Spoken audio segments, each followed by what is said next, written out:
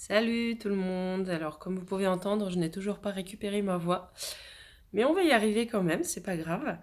Alors, comme vous savez, en ce moment, c'est la semaine internationale de l'autisme. Alors, lundi 2, c'était la journée internationale de l'autisme. Et hier, il y a eu un autre événement qui s'appelle le Festival Éclore, qui était donc sur le thème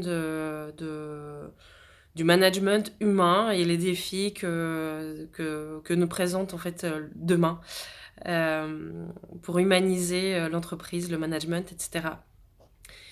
Et il y avait beaucoup de personnes qui correspondent à ce que nous on appelle les atypiques, à cet événement-là.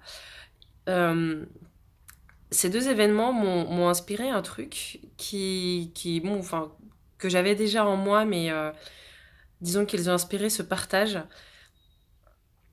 Et je vais en profiter donc pour poser une question, pour me la poser et pour vous la poser.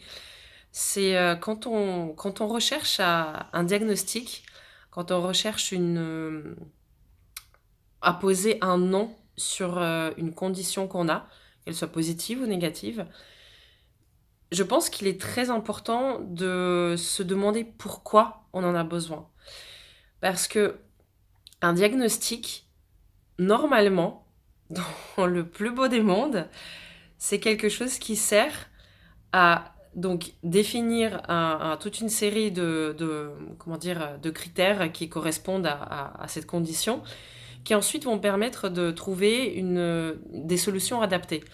Donc en cas d'une maladie, ça va être des remèdes, en cas de problème en entreprise, ça va être des solutions adaptées en termes de ressources ou moyens alloués pour résoudre les problématiques.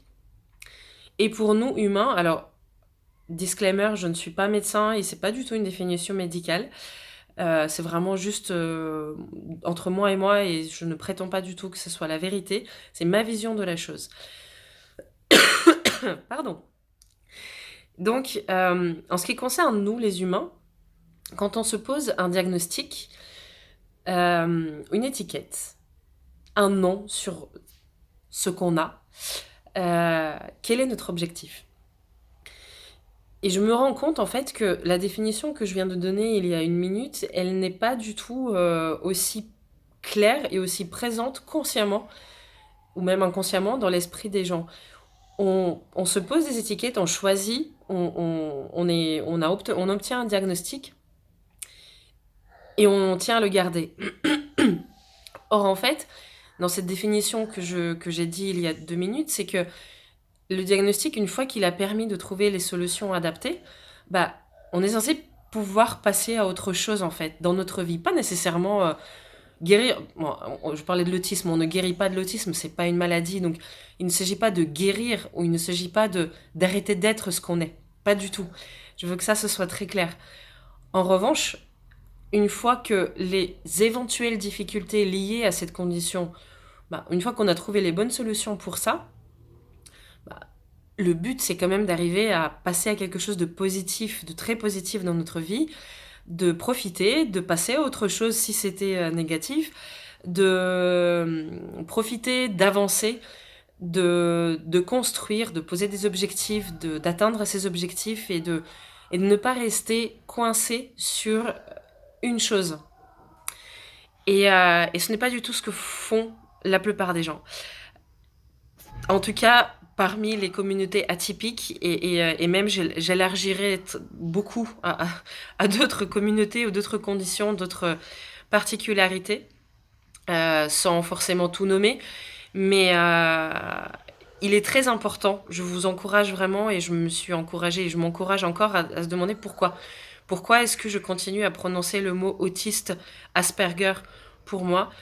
Pourquoi c'est important? Est-ce que c'est juste parce que ça me rend plus légitime en tant que professionnelle dans ce milieu? Ou est-ce que c'est pour me donner des excuses de quelque chose? Euh, et sincèrement, je me rends compte que bah, des fois, oui, je me cherche des excuses avec ça. Et je sais que vous le faites aussi. Et, euh, et c'est pas de la mauvaise volonté, je sais très bien, bon, sauf dans certains cas, mais c'est juste qu'on on se laisse emporter par tout ça. soyons conscients, soyons vraiment conscients de nous quand on fait ça. Pourquoi on recherche un diagnostic, pourquoi on recherche une étiquette et pourquoi on veut la garder. Pourquoi est-ce qu'on veut la réévoquer et réévoquer et réévoquer encore et encore. Et est-ce que si juste on acceptait une petite seconde, comme j'ai dit il y a quelques vidéos, que même si j'ai cette étiquette, même si j'ai ce diagnostic, est-ce que ça m'interdit formellement de mettre un doigt en dehors?